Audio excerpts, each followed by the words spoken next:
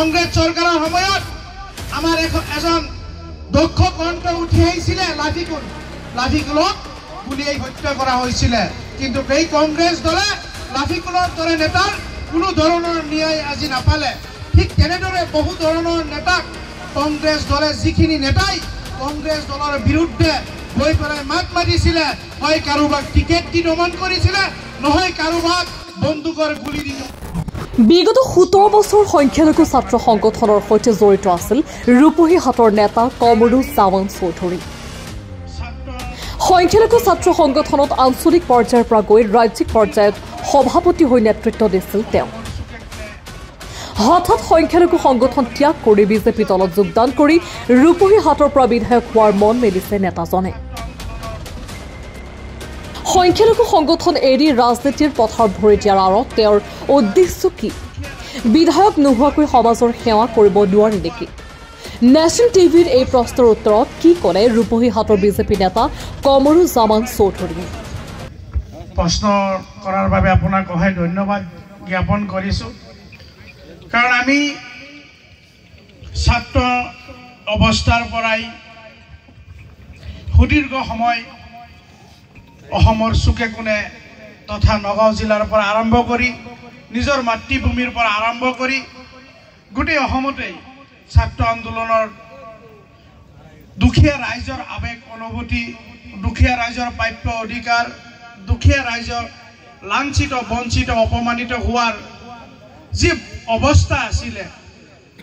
সেইখিনিৰ হৈ মই প্ৰায় 17 বছৰ ছাত্ৰ আন্দোলন কৰিছিলোঁ ৰাইজৰ হৈ মাত মাতিছিলোঁ কিন্তু ৰাইজৰ হৈ মাত মাতি ৰাইজৰ অভাৱ অভিযোগ সেইখিনি আমি উপস্থাপনহে কৰিব পাৰিছিলোঁ কিন্তু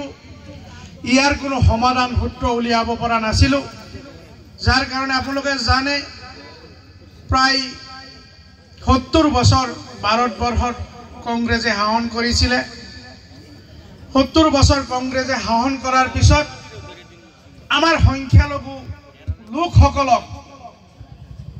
কংগ্ৰেছ দলে ভোট বেংক হিচাপে ব্যৱহাৰ কৰিছিলে আৰু সংখ্যালঘু মানুহখিনিক বিশেষকৈ কম্বল আৰু সূতা দি বিচনাত শুৱাই থৈছিলে আৰু আমাৰ যি অধিকাৰ আছিলে আমাৰ শিক্ষিত নিবনুৱা যুৱক যুৱতীসকলক পৰা আৰম্ভ কৰি সকলো শ্ৰেণীৰ লোকসকলক আমাৰ সকলো ধৰণৰ প্ৰাপ্যৰ পৰা আমাক বঞ্চিত কৰি ৰাখিছিলে কিন্তু মই ছাত্ৰ আন্দোলন কৰি এটাই বস্তু মই উপলব্ধি কৰিছিলোঁ যেতিয়ালৈকে প্ৰত্যক্ষভাৱে যেতিয়ালৈকে ৰাজনীতি লৈ আমি পাতনি নেমেলিম ৰাইজৰো কিছুমান দাবী আছিলে ৰাইজৰো কিছুমান আস্থা আছিলে যে আমি ছাত্ৰ আন্দোলন বহু বছৰ কৰিলোঁ এতিয়া ৰাজনৈতিকভাৱে আগুৱাই যাব লাগে ৰাইজৰ কাম কৰাৰ কাৰণে দায়িত্ব ল'ব লাগে সেইভাৱে মই দেখা পালোঁ মই যিটো সংগঠনৰ প্ৰডাকশ্যন যিটো সংগঠনত মোৰ ছাত্ৰ জীৱনে হওক বা ৰাজনৈতিক জীৱনতে জন্ম লৈছিলোঁ সেই ছাত্ৰ সংগঠনত বহু ধৰণৰ নেতাই বিধায়ক হৈছিলে অসম পবিত্ৰ বিধানসভাত তেখেত সদস্য হৈছিলে কিন্তু সদস্য হৈ পেলাই আমাৰ সংখ্যালঘু জাতিৰ কাৰণে একো নকৰিলে আমাৰ চৰচাপুৰীৰ মানুহখিনিৰ মাটিৰ পাট্টা নিদিলে আমাৰ সংখ্যালঘু মানুহখিনিৰ বিভিন্ন অভাৱ অভিযোগ সেইখিনি ভোট বেংক হিচাপে ব্যৱহাৰ কৰি থৈ গ'ল আমাৰ অভাৱ অভিযোগখিনি কিন্তু সমাধান নকৰিলে পবিত্ৰ বিধানসভাত এই আমচুৰ পৰা গৈ এই সংগঠনৰ পৰা গৈ মন্ত্ৰী হৈছে বিধায়ক হৈছে কিন্তু গৈ পেলাই আমাৰ সমস্যা সমাধান কৰা নাই কাৰণ আমি এটা কথা গম পাইছিলোঁ ছাত্ৰ আন্দোলনৰ সময়ত কংগ্ৰেছ চৰকাৰে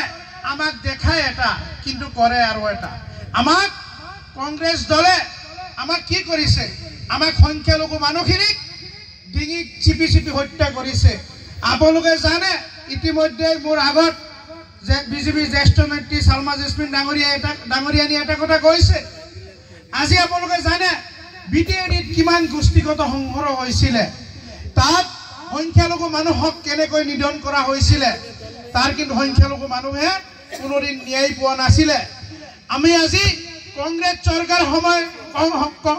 চৰকাৰৰ সময়ত আমাৰ এজন দক্ষ কণ্ঠ উঠি আহিছিলে লাফিকুলক গুলিয়াই হত্যা কৰা হৈছিলে কিন্তু এই কংগ্ৰেছ দলে লাফিকুলৰ দৰে নেতাৰ কোনো ধৰণৰ ন্যায় আজি নাপালে ঠিক তেনেদৰে বহু ধৰণৰ নেতাক কংগ্ৰেছ দলে যিখিনি নেতাই কংগ্ৰেছ দলৰ বিৰুদ্ধে গৈ পেলাই মাত মাতিছিলে হয় কাৰোবাক টিকেট দি দমন কৰিছিলে নহয় কাৰোবাক বন্দুকৰ গুলি দি দমন কৰিছিলে